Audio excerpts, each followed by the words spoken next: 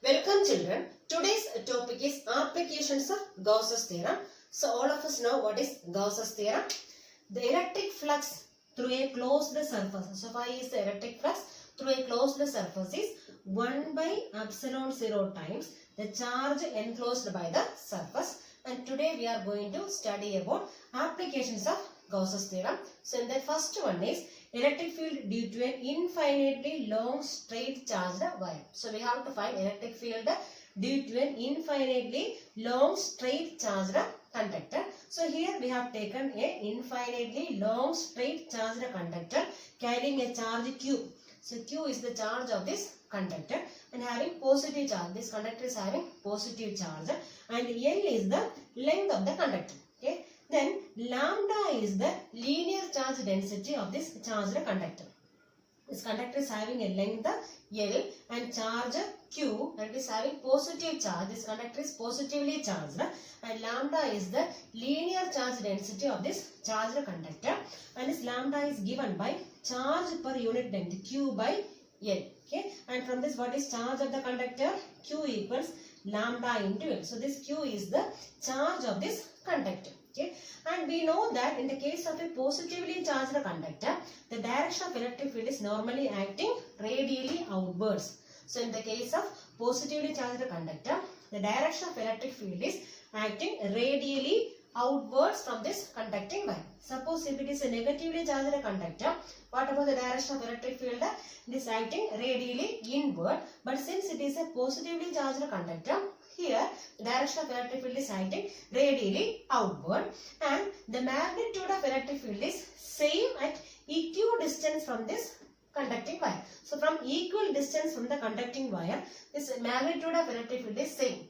Suppose I am taking 3 points here, P, Q and R, and this P, Q and R are at equal distance from this charged wire. So this magnitude of electric field will be same at P, Q and R. That means the magnitude of electric field is same at equal distance from this charged conductor. Okay. And suppose if we want to find the electric field at a point at a distance R from this charged conductor. So if we want to find the electric field at a distance R from this charged conductor, so we have to assume a Gaussian surface. So we have to assume a Gaussian surface here. We have to assume a Gaussian surface which includes which one? This charged conductor. So here we are assuming a Gaussian surface. This dotted line shows which one? The Gaussian surface. And this Gaussian surface is in the shape of which one? Cylinder.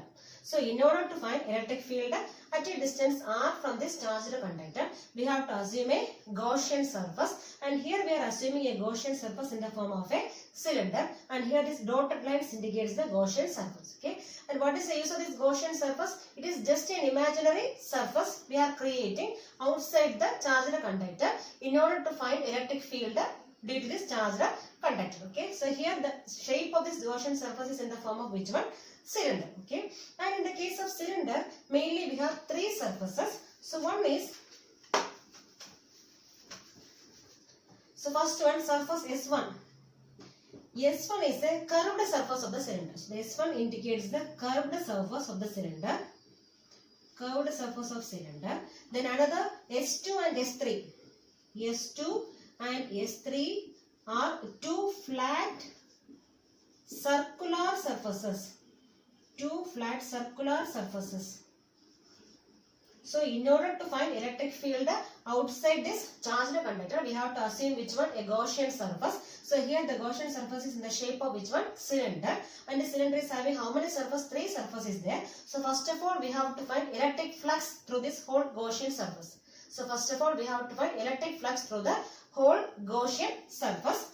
So here, so we have to find flux phi flux through the whole surface, Gaussian surface. That means phi E equals, I told you here we have three surfaces. So first of all I am taking S1 surface. So surface integral S1. What is the formula for flux? E dot ds. So vector E dot, and in this surface S1, suppose I am taking a very small area ds1. Okay, so ds1 is a small area and this ds1 vector is acting radially outwards. Okay, this is perpendicular to the surface. So that means it is acting in the same direction of electric field.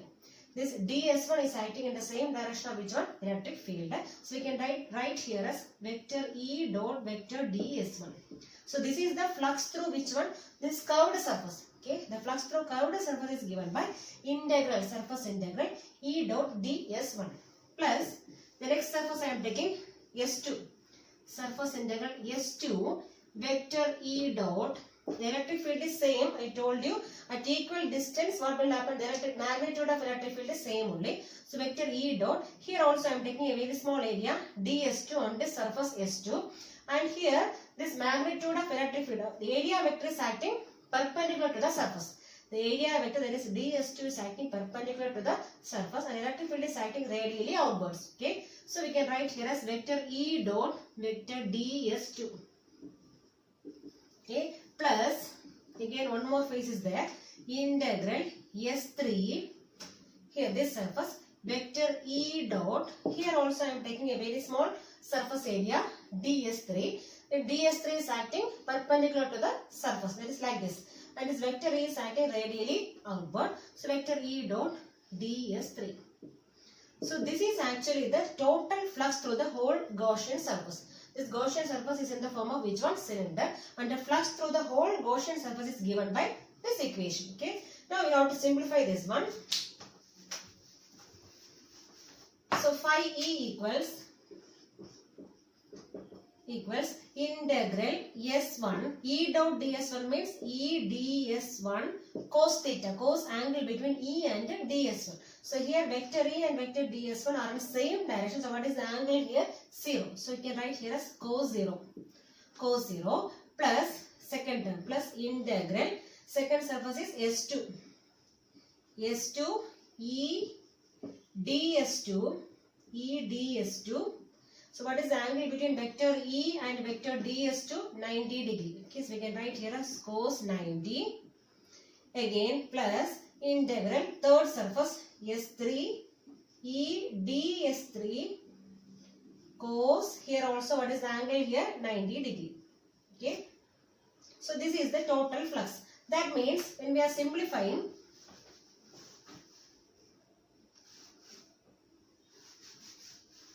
so when we are simplifying, we will be getting phi E equals, so total flux phi E equals surface integral S1 E ds1 into cos 0 value is 1.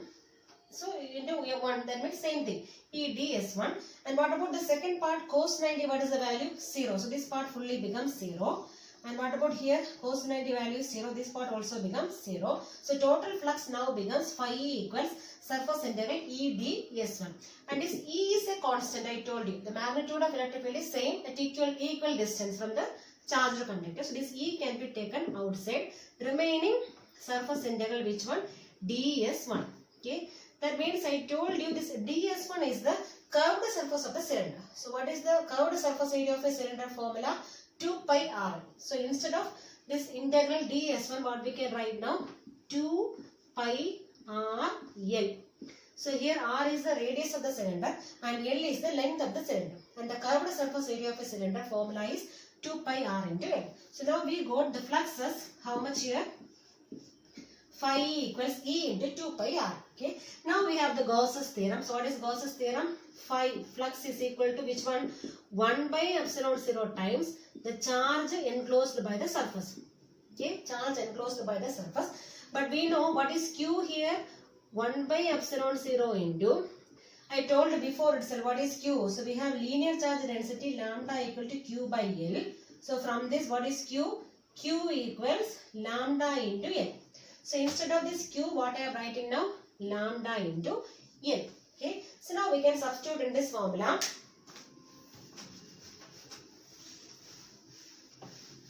So now we have the formula. Gauss's theorem, what is the formula? Phi E equals 1 by epsilon 0 into charge Q. But here what is phi E? What is the total flux phi E? E into, so instead of phi E, what I am writing now? E into 2 pi r L. Okay, that is equivalent to 1 by epsilon 0 into what is Q? Charge 1 by epsilon 0. 1 by epsilon 0 already is there. So what is the charge here? Lambda into L.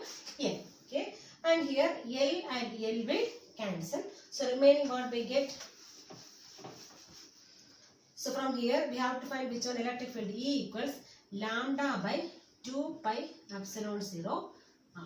So this is the electric field due to a thin charged conductor. Okay, so this electric field due to a thin charged conductor depends on which factors? Distance of this point from the charged conductor. It depends on distance. And here what is lambda? Linear charge density. Okay, so this is about the first application. Second application is electric field due to a uniformly charged thin spherical shell. So consider a thin charged spherical shell having radius r, and the surface charge density of this spherical shell is given by sigma. So sigma is the surface charge density of this charged spherical shell, and the surface charge density is given by charge per unit area. This Q is the charge of the spherical shell, and this area A is the area of the spherical shell. And here how will you give the area of a sphere? 4 pi r square. That means Q divided by, so here the sphere is having a radius r. So what is the area here? 4 pi into r square. So this sigma equals Q by 4 pi r square is the surface charge density of this charged spherical shell. So in the case of linear conductor, we have taken which one? Linear charge density, lambda. Okay, that is given by charge per unit length. But here we are taking surface charge density. It is given by charge per unit area, and it is given by Q by 4 pi r square. So here in the case of a charged conductor, the direction of electric field is acting radially outwards. So at all points, this electric field is acting radially outwards, and the magnitude of electric field is same at equidistant from the center. If the points are at equidistant from the center, the magnitude of electric field is same. That means here, suppose I am taking point P here, I am taking another one point Q here, another one R here. So this, at all these points at P, Q and R, the electric field will be same. Okay, so at equidistant from the center, the magnitude of electric field is same. Okay, so this direction of electric field is acting normally outwards, and its magnitude of electric field is same at equidistant from the center. And suppose if you want to find electric field at a point P, at a distance r, small r, okay, at a distance r from this center, so what we have to do is we have to draw a Gaussian surface here. That is an imaginary surface. Okay, so I represent in a dotted lines here. So I have to draw a Gaussian surface in the form of a sphere having radius r. Okay, so in order to find the electric field at a point P, at a distance r from the center, we have to consider a Gaussian surface having radius r. And here we have to consider three cases. First one, if you consider a point outside the shell, outside the charged shell. So if you consider a point outside the charged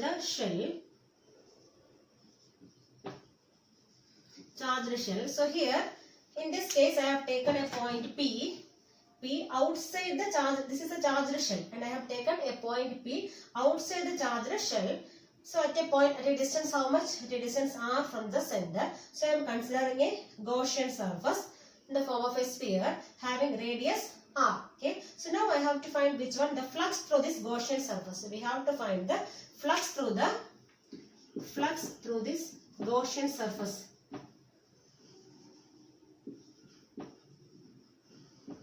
Gaussian surface. That is I am taking as phi E. So electric flux. Okay, how will you find electric flux? Phi equal to E dot A, isn't it? Like E dot A, electric field dot A. That means here it is EA cos 0 only, because this electric field and this area vector both are acting normally outwards. Okay, this area, the electric field vector as well as area vector both are acting in same direction. That means E dot A means we can write as EA cos theta. That means cos 0. Both are in same direction.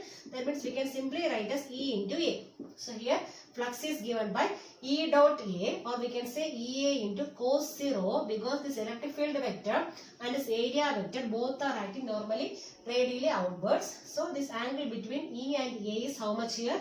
0. Okay, so cos 0 value is 1. So we can write here as E into A. That means E into, so what is the area of this spherical, this Gaussian surface I am saying. Okay, so what is the area of this Gaussian surface? This Gaussian surface is in the form of which one only? Sphere. Okay, so but how will you find area here? Area of a sphere is 4 pi r square. That means E into 4 pi into, what is the radius of this Gaussian surface? It's given by r. So 4 pi into r square. 4 pi into r square. Then applying which one?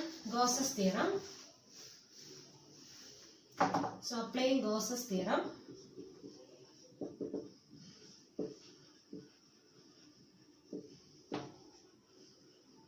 Applying Gauss's theorem, we have flux phi equals 1 by epsilon 0 times the charge enclosed by the surface. That means here, what is flux here? E into, so instead of phi E, I am writing as which one? E into 4 pi r square equals 1 by epsilon 0 times the charge Q. So from this what we have to find out? Electric field. So we have to find electric field at this point P. Okay. So how will you find electric field now? E equals this 4 pi r square I am taking in the denominator on right side. So 1 by 4 pi epsilon 0 Q by r square. So at any point outside the charged spherical shell, the electric field is given by which formula? E equals 1 by 4 pi epsilon 0 Q by r square. So this is the same formula for which one also? Electric field due to a point charge. So in the case of spherical shell as well as in the case of point charge, this formula is same. So in which case, whenever we are considering a point P outside the spherical shell, charged spherical shell. So this formula is same for which one also? Electric field due to a point charge. Okay. That means that suppose whenever we are considering a charged spherical shell, we assume that the whole charge is concentrating at which point? At the center. That means the formula is same as which one? A point charge. So this all charge is concentrating at the center. So like that we have to assume here. The formula is same like which one? For the point charge. Okay. Now, second case, case 2. Suppose we are considering this point P on the surface. So if we consider a point P on the surface of this charged spherical shell. So we are considering a point P on the surface of the charged spherical shell. Now what may be the formula? Change in the formula. E equals 1 by 4 pi epsilon 0 into Q divided by, so what is the distance now? Now here R, capital R is equal to which one now? Small r. Both are same only. So R equal to R. That means instead of small r, we can write now which one? Capital R square. So Q by R square. Suppose if you are considering a point P on the surface of the charged spherical shell, so instead of small r, we can write which one? Capital R. So it is given by 1 by 4 pi epsilon 0 Q by R square. Then suppose again, if you are case 3, suppose we are considering the point P inside the charged spherical shell. Here, somewhere here I am considering the point. If we consider the point P inside the charged spherical shell, what about this electric field? So what is the formula for electric field? So whenever we are considering a point P inside the charged spherical shell, so what is the charge here? What is the electric charge? Charge is 0 because the charges will reside only on the surface of the charged conductor. The charges will remain only on the surface of the charged conductor. That means suppose if we are taking flux, so flux is given by phi equals, suppose I am taking this much distance as r. So we are taking a point P at a distance r from this center. So phi is given by, what is the formula? E into A. Area means, what is the area here? Suppose if we are considering a Gaussian surface here with radius small r. Radius small r. What is the area here? E into 4 pi into small r square. Okay. But we have Gauss's theorem. So by Gauss's theorem, what we can write now? By Gauss's theorem, so we can write as phi equals 1 by epsilon 0 times the charge Q. Okay. That means, so instead of phi, what we can write now? E into 4 pi r square. So phi equals 1 by epsilon 0 times. So what is the charge enclosed by this surface? So here I have taken a Gaussian surface because the point I am taking here inside the spherical shell, and I am considering a Gaussian surface having radius r, which is inside the spherical shell, and this Gaussian surface does not enclose any charge, because in the case of a spherical shell, the charges will reside only on the surface. The charges will reside only on the surface. So inside this Gaussian surface there may not be any charge. That means we can write here as, so what is 1 by epsilon 0 into, instead of charge I am putting as which one? 0, because there is no charge. That means what is electric field now? E equals 0. So inside the chargeless spherical shell, the electric field is 0. And on the surface of spherical shell, what is the formula? E equal to 1 by 4 pi epsilon 0 q by r square. And at each and every point on the surface of spherical shell, electric field is same only, because it is equal distance from the center. Okay, so this E is same at all points in the case of surface of a spherical shell. And outside the spherical shell, what is the formula? E equals 1 by 4 pi epsilon 0 q by r square. This is outside the spherical shell, and this one for on the surface of the spherical shell. And the last one, E equal to 0 for which one? If you consider a point P inside the spherical shell. And inside the spherical shell, what about the charge? Charge is 0. So what about electric field? Electric field is also 0. Okay. Now, suppose if I am representing these three things in a graph, so how will you represent? So we have to represent this one in a graph connecting electric field and distance.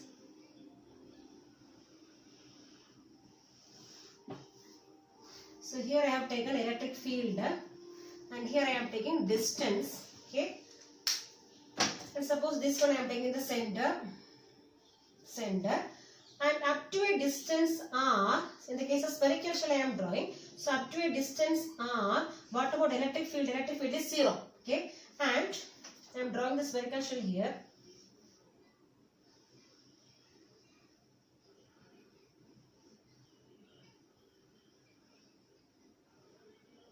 So inside the spherical shell, up to distance r, that means up to distance r. So what is the electric field? Electric field is 0. Okay. Now on the surface of this chargeless spherical shell, what about electric field? It is constant or uniform. That means it will be straight like this. The electric field is constant or uniform. Here. So at the surface, electric field is constant or uniform. And after that, at a distance r, what is the formula we have? 1 by 4 pi epsilon 0 q by r square. That means electric field is inversely proportional to which one? Distance. Okay. That means electric field is gradually decreasing with the distance. Okay, like this. The graph will be like this. Okay. It is gradually decreasing with the distance. So this is below, less than r. So this is distance less than, r is taken as less than capital R. This electric field is 0. So in this condition, electric field is 0.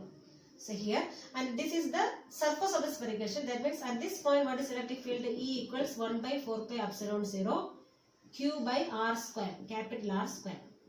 Then after that one, here distance r means it is greater than radius. Okay. So at that condition, what about electric field? E equals 1 by 4 pi epsilon 0 q by r square. That means E is inversely proportional to which factor? Distance square. Okay. So whenever distance increases, what about electric field? It is gradually decreases. So we are getting the shape like this, the gradually decreasing shape. Okay. So it is gradually decreasing. So this is the graph connecting electric field and the distance in the case of charged spherical shell. Okay.